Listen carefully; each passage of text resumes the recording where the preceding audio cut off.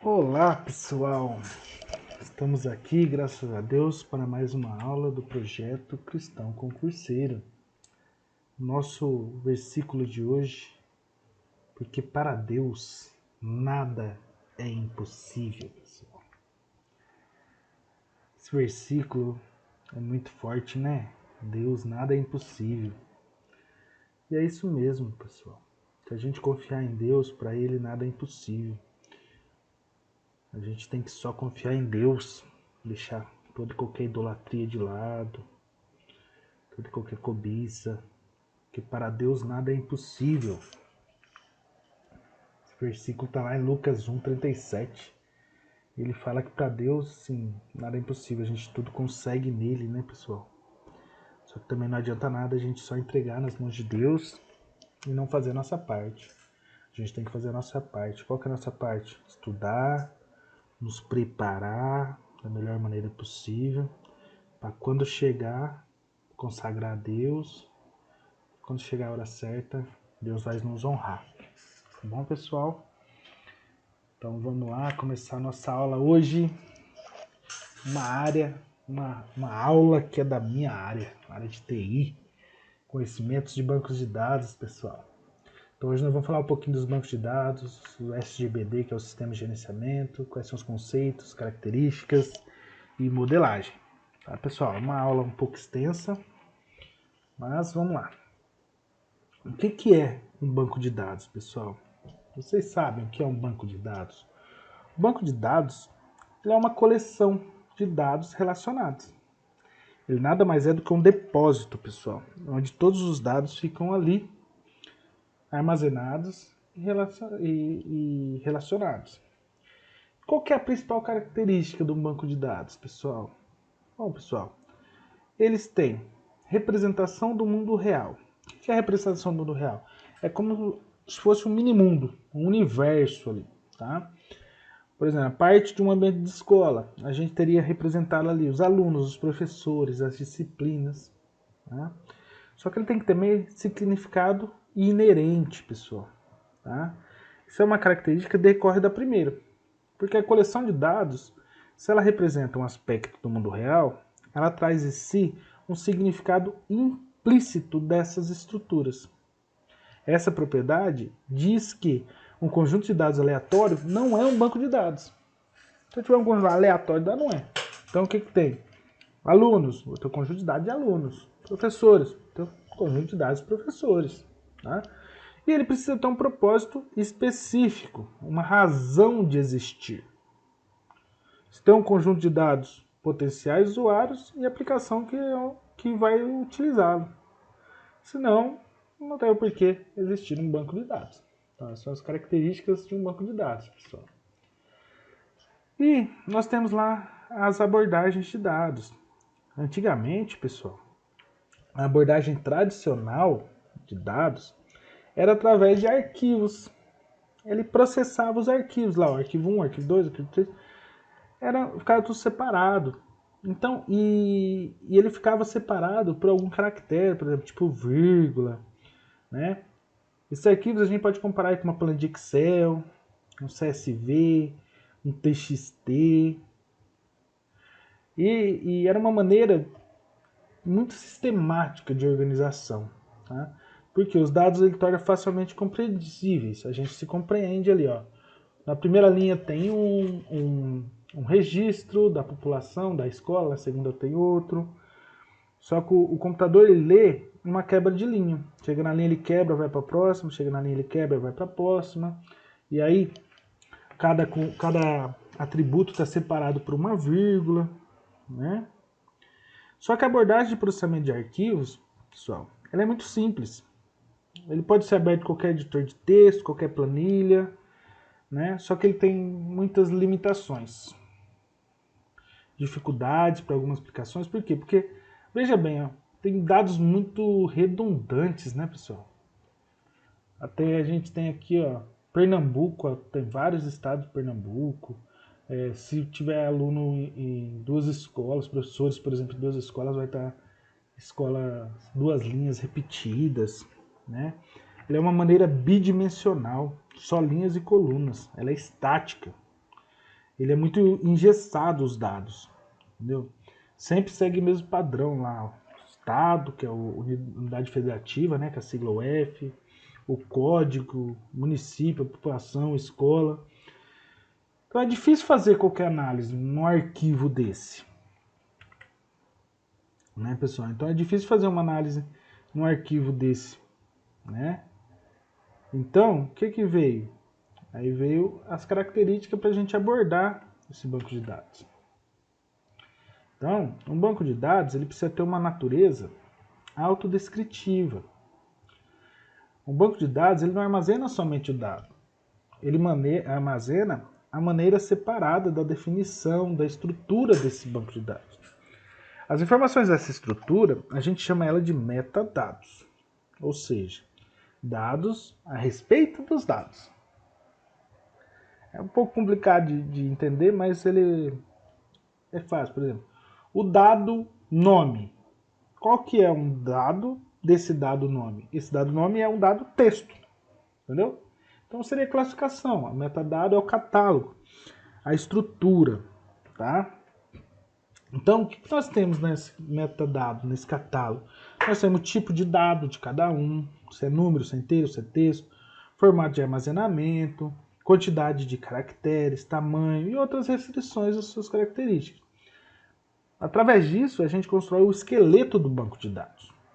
Tá? Existe um conceito parecido com metadados e catálogo de dados, que é o dicionário de dados. Alguns autores consideram até o catálogo do dicionário a mesma coisa. De qualquer forma, você sabe, catálogo, dicionário. Dicionário ele é um conceito mais amplo do que catálogo, mas diz a mesma coisa. Tá bom? O que nós precisamos ter também nesse banco? É o isolamento entre programas, os dados e a abstração desses dados. Tá? Numa abordagem que nem a que a gente viu no slide anterior, de processamento de arquivo, as estruturas de cada tipo de arquivo de dados estão embutidas na aplicação. Tá? O que quer dizer isso? Cada vez que nós fizermos uma alteração na estrutura do arquivo, a gente também precisa alterar todas as aplicações que acessam ela. O isolamento num banco de dados, ao invés do arquivo, é uma característica que nos permite realizar essa alteração sem precisar alterar os programas que utilizam esse banco de dados. Tá? Outra coisa que o banco de dados precisa ter é suporte para múltiplas visões. Então, uma consulta pode ter várias visões. Visão 1, visão 2, visão 3. Eu posso trazer numa visão só o nome e o município, na outra visão o nome, o município e a escola, outra visão o nome, o município e a população. Então, tudo isso eu posso agregar mais de uma tabela, eu posso ordenar através de operações matemáticas, tá? Então, esse suporte por múltiplas visões é uma outra característica do banco de dados, tá bom, pessoal? E outra característica é o compartilhamento de dados e o processamento de transações multiusuários. Que é isso? Um banco de dados ele pode compartilhar com vários usuários ao mesmo tempo. Tá? E aí, para isso, nós temos o controle de concorrência. E temos propriedades que se chamam ACID, que a gente vai ver mais para frente. Tá, pessoal? Agora vamos entender um pouquinho sobre a arquitetura dos sistemas de banco de dados. Tá? Nós já entendemos o que são bancos de dados, quais são as características, a diferença de usar o processamento de arquivo e o processamento de banco de dados. Então agora a gente vai entender um pouco a estrutura do banco. Tá?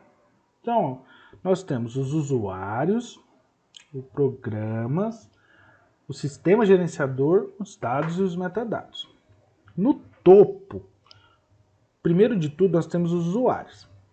O que são os usuários? Os usuários são seres humanos que vão interagir indiretamente com os dados. Essa interação vai ser através de consulta, direto no banco, ou através de programas que vão fazer a aplicação. Esses programas realizam consultas também. Então, quando eu vou através do programa, eu vou fazer as consultas. Mas, por debaixo do pano, eu não vejo qual a consulta o programa está fazendo, mas o programa vai lá e consulta.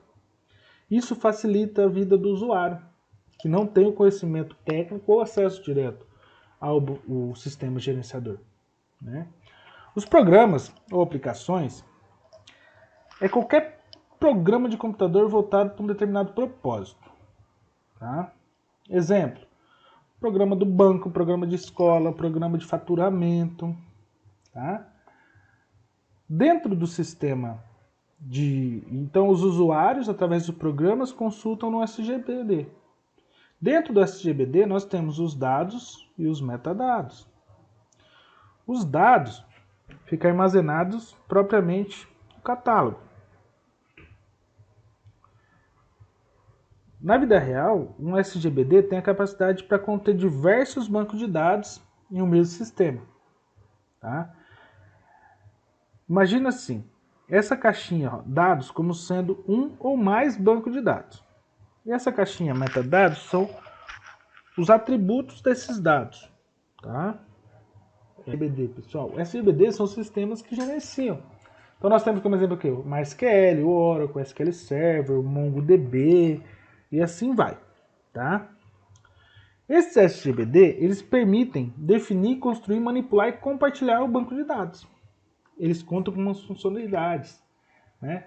Então quais são as funções de um SGBD? A definição. Definição envolve especificar quais estruturas que armazenam os dados, os tipos desses dados e as demais restrições impostas a esse modelo, se ele pode ser nulo, se ele não pode. Né? A construção diz respeito a uma estrutura virtual de armazenamento, controlada por esse SGBD. Os dados são armazenados em um meio físico, e o SGBD controla essa camada necessária entre os bits no disco e o modelo definido. A manipulação. Manipulação é a função que engloba tanto a recuperação, a extração desses dados, quanto a alteração das definições das estruturas. Um exemplo, a necessidade de se alterar as definições pode ser visto quando adicionado um dígito no telefone celular. Os campos de bancos, que só suportavam 8 dígitos, precisou ser redefinido agora para aceitar 9. Então, é uma manipulação. Acessar os dados através de consultas, realizar alterações, entre mais. E o compartilhamento, que é gerenciar os múltiplos acessos ao banco. Quando ele é acessado, ele deve ter um robusto controle de concorrência para evitar conflitos. Tá? Vamos, por exemplo, assim, um website de venda de passagem aérea. O SGBD ele deve garantir que 2 usuários não possam reservar o mesmo assento no mesmo avião no mesmo horário, quando eles tentarem acessar de locais diferentes simultaneamente. Então, isso é controle de concorrência. Tá bom? As transações dentro do banco de dados, eles incluem um ou mais processos. Tá? E aí, essas transações, elas têm algumas propriedades. As propriedades dessas transações, elas formam um acrônimo chamado ACID, né? Ou ACID.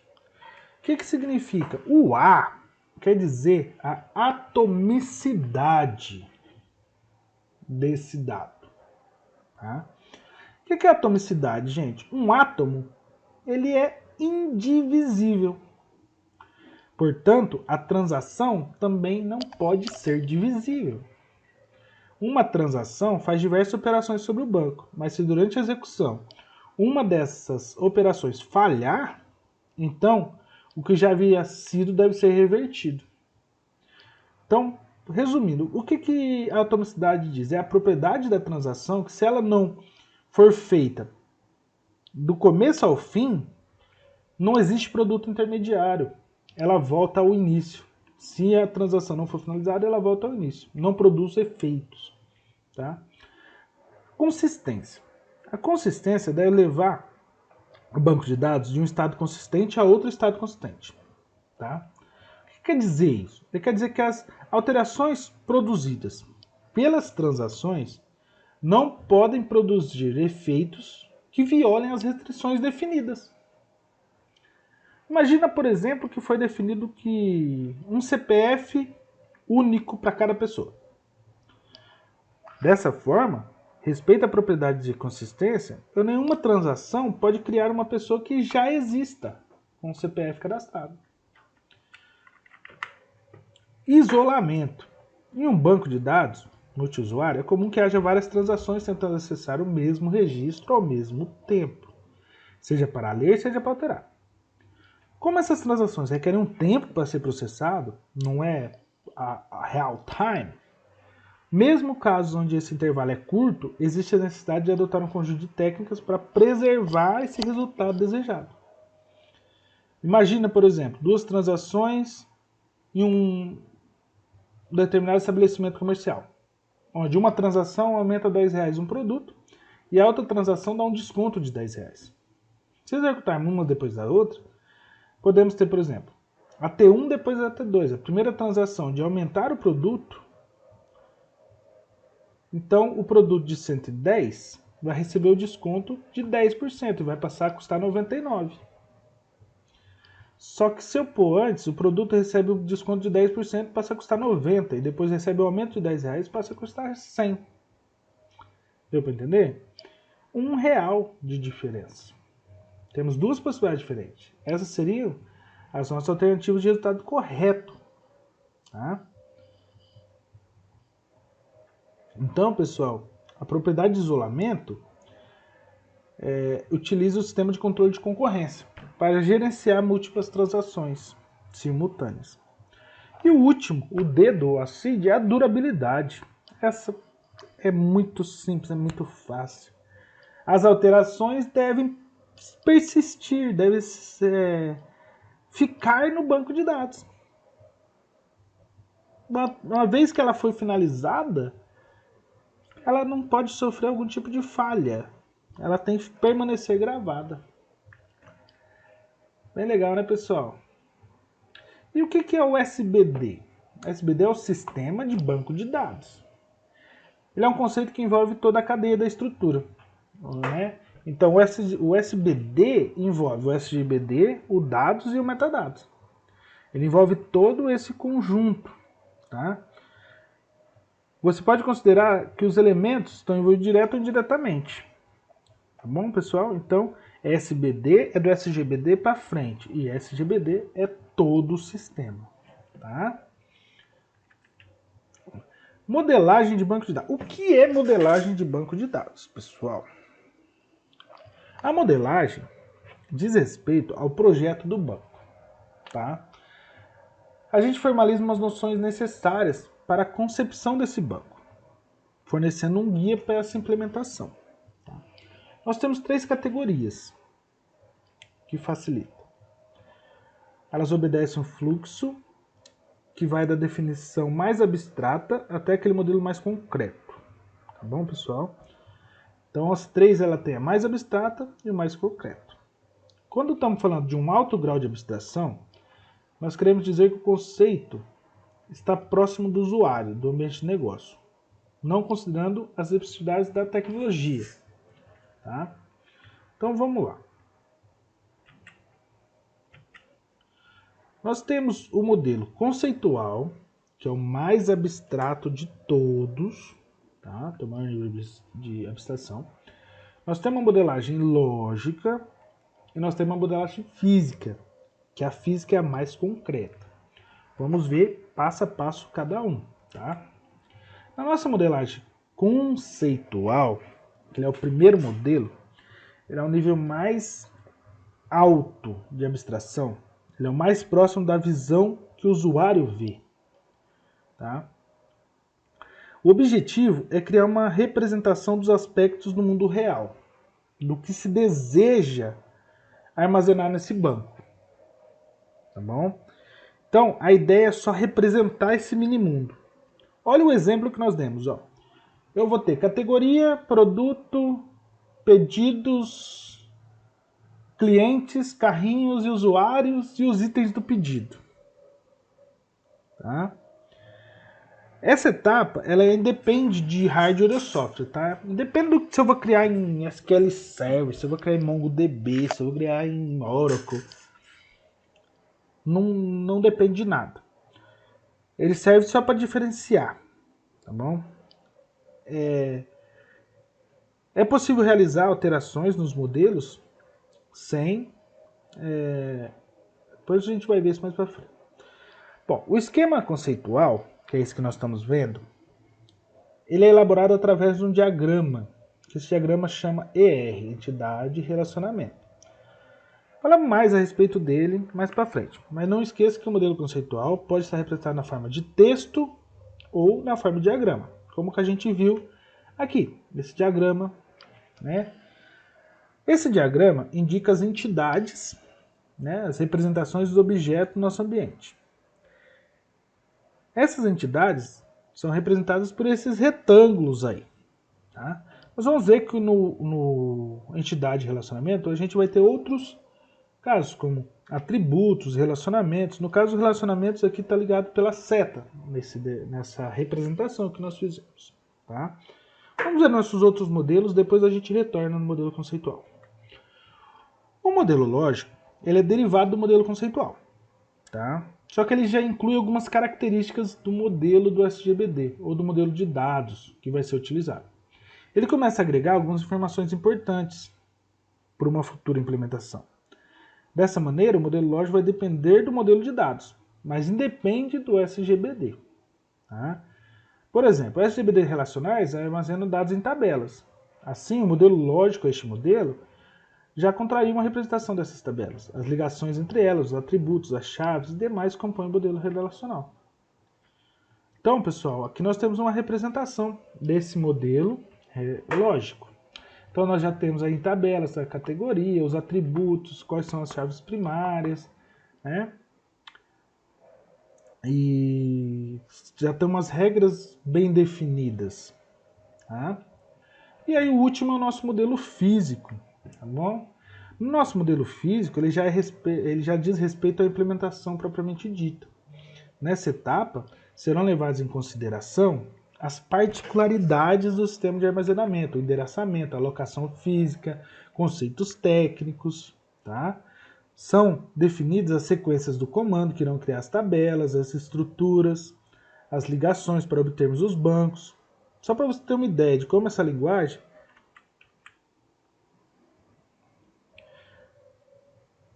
as estruturas. Nessa etapa, pessoal, são definidas as sequências do comando, que irão criar as tabelas, as estruturas, as ligações necessárias, como podemos ver na imagem. Tá bom? Quais são os subcampos, quais são os registros.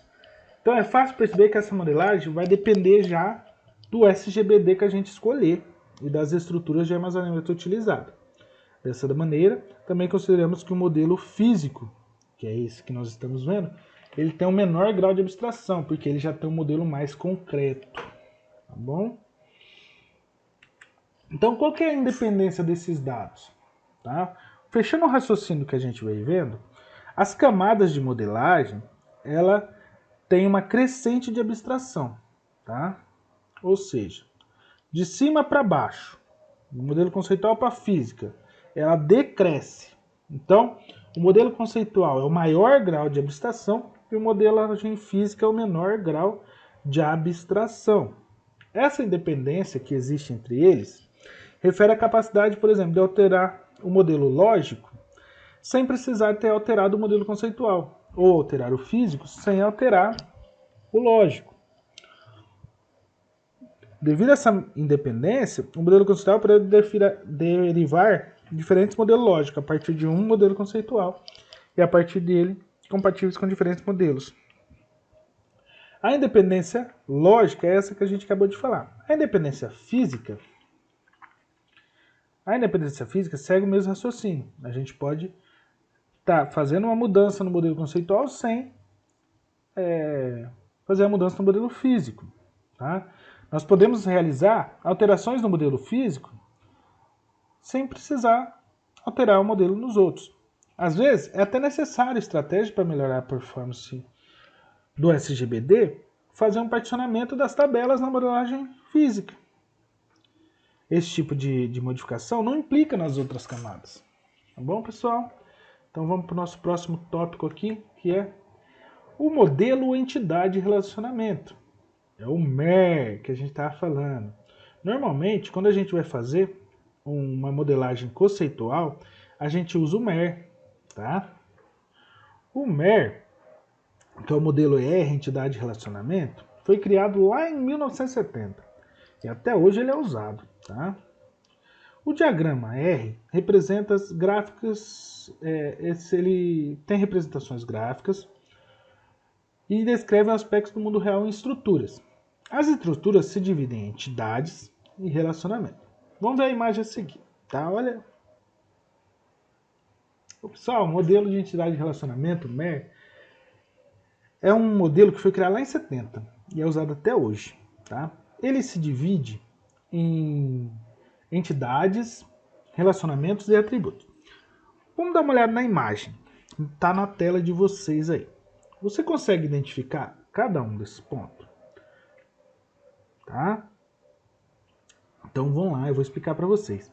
As entidades são as coisas do mundo real que a gente deseja representar. Tá? Não é no sentido físico da palavra, tá bom, pessoal? As entidades podem representar coisas que possuem ou não físico, substância física. As entidades, aqui no nosso modelo, elas são representadas pelos retângulos. Retângulo professor, entidade de departamento, entidade de disciplina, entidade de aluno, entidade horário estudo. Tá? Temos, depois das entidades, as suas características. São as características de cada entidade. Essas características de cada entidade a gente chama de atributos. Os atributos são os círculos, as elipses que estão aí no nosso desenho. Elas são conectadas a cada entidade. E por último, nós temos os relacionamentos. Os relacionamentos estão aí no nosso desenho representados pelos losangos. Eles fazem a conexão entre as entidades e geralmente são correspondentes a verbos. No nosso modelo aqui nós temos supervisiona, leciona, estuda, tem horário, trabalha. Né? Então, o que a gente pode já ver? Sempre que a gente for visualizar um exercício sobre entidade e relacionamento, a gente vai ver o diagrama e a gente vai ter que identificar que são entidade, atributos e os relacionamentos. Tá? Os atributos. Então nós temos lá que a entidade são retângulo. Então, pessoal, sempre que a gente for fazer um exercício, a gente tem que mentalizar. Entidade, retângulo. Atributo se relaciona com a entidade. O atributo é um atributo de uma entidade e o relacionamento liga duas entidades. Tá bom, pessoal? Atributos. Nós temos vários tipos de atributos, tá? Então nós temos a entidade professor. Nós temos o atributo chave. O que é o atributo chave? O atributo chave é aquele que identifica unicamente uma ocorrência dentro de uma entidade. Tá? Por exemplo, o CPF do professor. Ele é um valor que não se repete, ele é único. Então ele vai ser o atributo chave. Um atributo chave ele pode ser simples ou composto por mais de um atributo. E é representado no diagrama por um sublinhado no texto do atributo. Tá? Outro que nós temos são os atributos compostos. Nós temos atributos simples e compostos. Os atributos compostos são os atributos que eles são divididos em mais de um atributo. Como podemos ver o endereço. O endereço ele é dividido em locador, número CEP. Para registrar esse tipo de atributo, nós precisamos linhas a partir do atributo original, endereço. Tá? Nós também temos atributos multi e monovalorados. Os atributos monovalorados são os que assumem apenas um valor. Os multivalorados são aqueles que podem assumir vários valores para a mesma ocorrência. Um exemplo clássico de um atributo multivalorado é o telefone. É razoável crer que uma pessoa possa ter mais de um número de telefone. Então, o modelo deve ser adaptado para reunir as características. Os atributos multivalorados são representados por mais de uma elipse dobrada. Os atributos obrigatórios e opcionais. Um atributo ele pode ser obrigatório quando é exigido que ele tenha um conteúdo, que ele não pode estar vazio, ele não pode estar nulo. Por isso, o atributo obrigatório sempre vai ser not null. E os opcionais vão ser null. Bom? Atributos derivados. Os atributos derivados são aqueles que podem ser obtidos a partir do valor de um outro atributo. Por exemplo, a idade é obtida através da data de nascimento. Então, esse atributo, normalmente, ele não vai estar no banco. E ele vai ser representado por uma elipse tracejada. As entidades. Nós temos, assim como nós temos vários tipos de atributo, nós temos vários tipos de entidades. Nós temos as entidades fortes e as entidades fracas. A entidade forte é aquela que possui um sentido próprio de existir. Ela existe independente de qualquer outro relacionamento. Por exemplo, funcionário, professor, aluno. O aluno não precisa de nada para existir, o aluno existe. Ao contrário, nós temos as entidades fracas, que são aquelas que dependem de uma outra entidade para existir. Por exemplo, horário estudo. Pode existir um horário de estudo sem existir um aluno? Não, não pode. Então, horário estudo é uma entidade fraca. A entidade fraca são representadas por um retângulo dentro do outro, como podemos ver aqui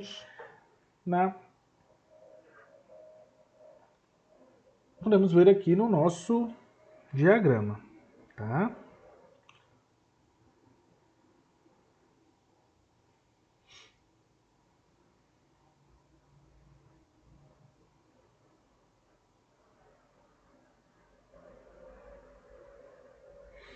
E podemos ver aqui na nossa entidade fraca que o atributo-chave dela está com uma linha sublinhada. O que significa? Significa que ele é um atributo-chave de uma entidade fraca, né? Então, por esse motivo, para identificar essa ocorrência de uma entidade, é necessário usar a combinação desse atributo com o atributo do aluno. Tá bom? Relacionamentos, pessoal. Nós temos vários tipos de grau de cardinalidade e de relacionamentos. O que é o grau de cardinalidade? O grau e a cardinalidade. Vamos lá, pessoal.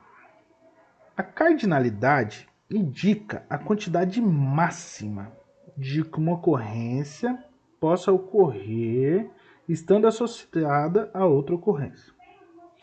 Existem 3 possibilidades de cardinalidade. Um para muitos e muitos para muitos. A 1 para 1, que é a que nós estamos aqui na tela, ela nos diz que um membro de uma entidade só pode estar relacionado no máximo a um membro de outra entidade e vice-versa. Por exemplo, um aluno só pode ter um horário de estudo, enquanto que um horário de estudo pertence exclusivamente a um aluno. Ela é representada pelo número ou letra, no nosso caso, 1 para 1. Tá bom? Outra cardinalidade que nós temos seria 1 para muitos. Nessa instância, uma entidade pode estar relacionada a múltiplas ocorrências de outra entidade, mas a recíproca não é verdadeira. Por exemplo, no nosso exemplo aqui de cima, tá? Um professor pode trabalhar em mais de um departamento. No nosso exemplo de cima, um professor pode trabalhar em somente um departamento. Mas um departamento trabalham, no máximo, muitos professores. Entendeu? Então, é 1 para muitos. Em outro caso, nós temos o muitos para muitos. Nesse muitos para muitos, é possível múltiplas instâncias de uma entidade se relacionar com múltiplas instâncias de outra. Muitos alunos estudam muitas disciplinas e muitas disciplinas são estudadas por muitos alunos. Bom? E aí nós temos a participação. Participação é diferente de relacionamento, porque participação ela diz respeito à quantidade mínima que pode uma entidade vai se relacionar com outra. Tá? Vamos novamente ao exemplo que a gente deu do professor, 1 para n. A linha dupla, tá vendo que nós temos uma linha dupla ali, ligando leciona a disciplina? Diz que necessariamente uma disciplina vai ter que ser lecionada por algum professor. Então, uma disciplina ela tem que ter pelo menos um professor. Ou seja, a participação da disciplina é total. Todas as disciplinas vão estar participando desse relacionamento. Não vai existir disciplina que não tenha nenhum professor. Por outro lado, só tem uma linha ligando o professor. Isso quer dizer que pode existir professor que não esteja lecionando nenhuma disciplina. Então dizemos que a participação do professor é parcial. Nós podemos ter também atributos em relacionamentos. Tá? O que é o atributo em relacionamento? Considere que uma mesma disciplina é ofertada em vários dias e horários. Depende do nível, sendo cada um desses horários caracterizados pelo atributo turma. Então, a turma em que o aluno estuda vai ser um atributo do relacionamento estudar. O aluno estuda uma disciplina na turma X. Não somente uma disciplina, mas várias. Então, esse tipo de atributo também é comumente exemplificado através de uma consulta médica, onde um médico agenda uma data e uma horária para um paciente. Tá bom? Nós temos também o autorrelacionamento, onde uma entidade se relaciona consigo mesma. No caso em tela, o que nós temos? Um professor pode supervisionar N professores. Muitos professores, mas muitos professores só são supervisionados por um professor. Pessoal, nós temos também um outro elemento que é a entidade associativa. O que é essa entidade associativa? Nós podemos relacionar uma entidade com a outra, certo? São os losangos. Só que nem sempre eles vão estar conectando só dois modelos. Há casos que a gente vai ter que relacionar uma entidade com um relacionamento. Entendeu? É um pouco... vamos sair um pouco da escola. Agora vamos aqui nesse exemplo do médico. Então vamos lá. O médico consulta o paciente. Nós temos um relacionamento que tem o atributo data e hora, certo? Porém, dentro dessa consulta, vai ter outro relacionamento que ele vai prescrever um medicamento. Então a gente não vai ligar dois relacionamentos. A gente vai criar o primeiro consulta, vai ser uma entidade associativa, porque ela é uma entidade que associa duas entidades a um relacionamento. Entendeu? Então, portanto, a entidade associativa ela é uma estrutura que permite o relacionamento entre uma entidade e um relacionamento. Apesar de ser uma entidade especial, ela continua sendo uma entidade. Portanto, pode ser de seus próprios atributos sem problema nenhum. Só, nós vamos ter também alguns casos em que a cardinalidade são de relacionamentos maior que 2. Não 1 para 1, mas são 3 entidades relacionadas. Por exemplo, um médico trata um tratamento em um paciente. Então nós temos aqui nesse caso em tela que existem N tratamentos para um paciente e um médico. Então como que a gente lê isso? Como que a gente deve ler quando acontece isso? Então a gente deve ler assim, ó, um médico trata um paciente. Ponto. Um paciente pode ser tratado com vários tratamentos. 1 para N. A gente isola o médico agora. E um médico pode prescrever vários tratamentos. Entendeu? Entendeu o que a gente fez? Voltando aqui, ó. A gente vai abstrair um por um. 1 para 1, médico e paciente. Muitos tratamentos para um paciente para muitos tratamentos. Um médico para muitos tratamentos para um médico. Bom? Notação. O que é a notação, pessoal? Notação é o sistema gráfico da representação. Tá? A notação que utilizamos até agora é essa que tem o 1 e o N. Durante toda a história foi desenvolvida outras notações de representações. O esquema gráfico possui o mesmo significado, mas é uma forma diferente de apresentar. Então, ela tem que estar aqui. Ela não costuma ser muito cobrada, pelo que eu li aqui, pelo que eu estudei, mas vamos lá. Nós temos a notação mínimo e máximo. Tá? Eu vou pegar como exemplo aqui, ó, a cardinalidade que a gente já tem, 1 para n. E aqui nós temos o que? Um professor leciona várias disciplinas. Uma disciplina tem que ser lecionada por um professor. Só que uma disciplina tem que obrigatoriamente ter um professor, por causa dessa 2 risquinhos, né? E um professor pode ou não ter disciplina. Então o que a gente vai fazer?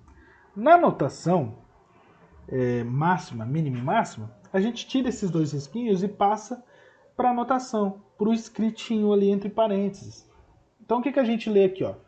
Uma disciplina tem que ter um e somente um professor, mas um professor pode não ter nenhuma disciplina, 0, ou pode ter muitas.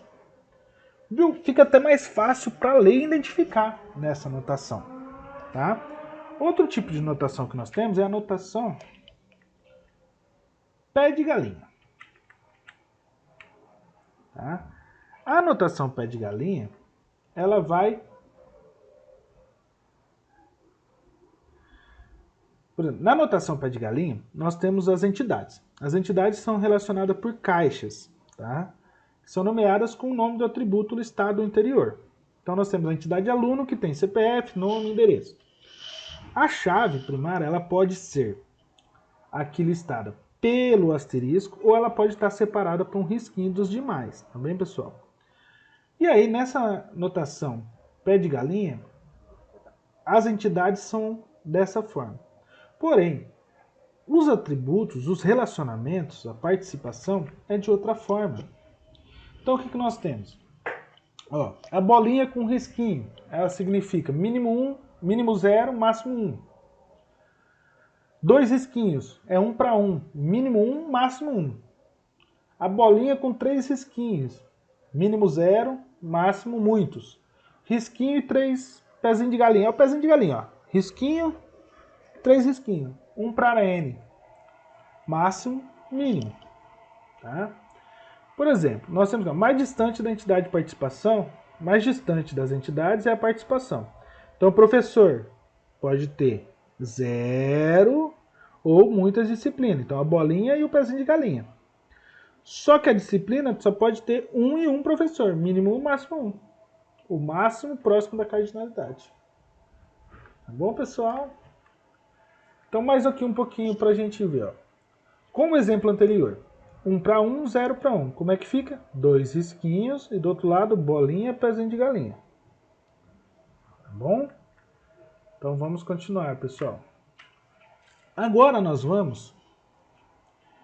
Deu para entender, pessoal? Aqui, como é que é a pé de galinha. Mas o mais fácil da gente identificar é da anotação máximo e mínimo. Mas temos que conhecer também o pé de galinha, que foi o que foi falado. Então, pessoal, agora nós vamos falar um pouquinho do SQL, que possibilita o acesso e modificação dos dados a demais estruturas. Tá? Essa linguagem, ela oferece flexibilidade e infinidade de recursos, gente. E cai muito isso, tá? Todos os recursos da SQL que vimos até agora podem ser implementados através de uma série de linguagens. O SQL, comando SQL, ele se divide em outras linguagens, tá? Nós temos, por exemplo, a DDL, que é a Data Definition Language. Ela é a linguagem de definição de dados, tá bom? E os comandos dela possibilitam a manipulação dos objetos no banco. Então, qual que nós vamos ter ali? A criação, através do create, a remoção, através do drop, a alteração, através do alter, o truncate. Todos esses comandos são da linguagem DDL. Outra linguagem que nós temos é a DML, a Data Manipulation Language. É a linguagem de manipulação de dados. Esses comandos interagem com os dados das tabelas. Tá? É através da DML que a gente vai poder inserir, remover ou atualizar os registros da nossa tabela. Através dos comandos insert, update ou delete. Pessoal, nós temos a DCL, que é onde a gente pode dar acesso ou revocar acesso. Os principais comandos dela são o grant e o revoke. Só nós temos também a DTL ou TCL. TCL é Transaction Control Language, uma linguagem de transação. É nela que a gente vai concretizar aquelas propriedades do ACID, que nós já viu lá atrás, nessa aula ainda, nós vimos. E os principais comandos são o commit, rollback e o save point. E nós temos, pessoal, a DQL, que é a nossa queridinha, que é a linguagem de consulta, pessoal. Na DQL, a gente vai estar usando o select, é o nosso principal, que é o Data Query Language, ou a linguagem de consulta.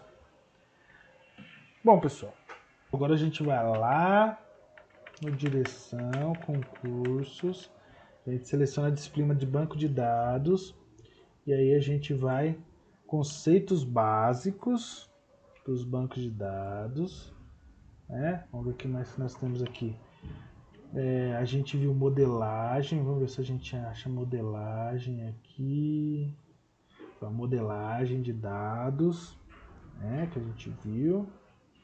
E SGBD, será que a gente acha alguma coisa de SGBD aqui?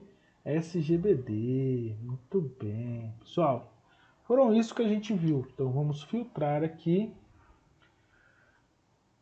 e vamos responder as nossas questões. Vamos lá.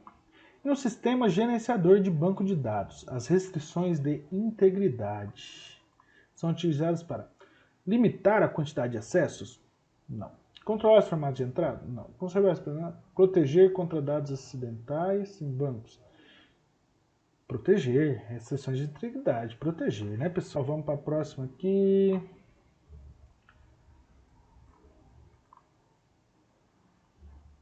Vamos para a nossa próxima. Número 2 aqui, né, pessoal? Um sistema gerenciado de banco de dados, as restrições de integridade garantem que os dados possam ser armazenados, consultados. Certo, pessoal? É isso mesmo. Para 3. Os sistemas com prazo são chamados de sistemas de gerenciamento de dados de outro. Tá errado isso aqui, hein, pessoal? Não tem nada a ver isso aí, não. Vamos lá, pessoal. No gerenciamento do banco de dados distribuído, tem-se autonomia local quando é permitido o acesso direto ao servidor para a realização de transações locais. Não tá errado isso, né, pessoal? Vamos lá, isso aqui tá errado. Não é isso que é autonomia local. O SGBD é responsável pela manipulação de dados, certo, pessoal? Mas a função de monitorar restrições de usuário e registrar toda tentativa de violação está errado, né, pessoal? O SGBD que tem que controlar tudo isso, né, pessoal? A gente viu. O SGBD possui as seguintes funções: definição de dados, beleza, manipulação de dados, certo, otimização e execução, segurança e integridade dos dados, recuperação e concorrência. Tá certo, pessoal. É isso mesmo. Perfeito. Vamos para a próxima, né, pessoal? Embora com características particulares, dados não estruturados podem ser classificados em sua totalidade, assim como os dados estruturados. Tá errado, né, pessoal? Isso aqui tá errado. Tem que ser dados, tem que ser na totalidade. Ó, pessoal, uma notação aqui diferente da que a gente viu na aula, tá vendo? Bolinhas, a chave primária é bolinha pintada, a anotação mínima e máxima aqui. Vamos ver. No tipo modelo apresentado é permitido que atributos sejam declarados tanto em entidade quanto em relacionamento. Tá certo, ó, nós temos atributos nas entidades e temos atributos no relacionamento. Certíssimo. Considerando o modelo atualizado mostrado acima, é correto afirmar que um item de locação, vamos achar a locação aqui, ó. Item de locação pertence a várias locações.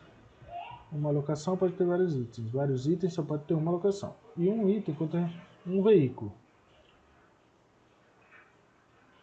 0. Um veículo pode ter.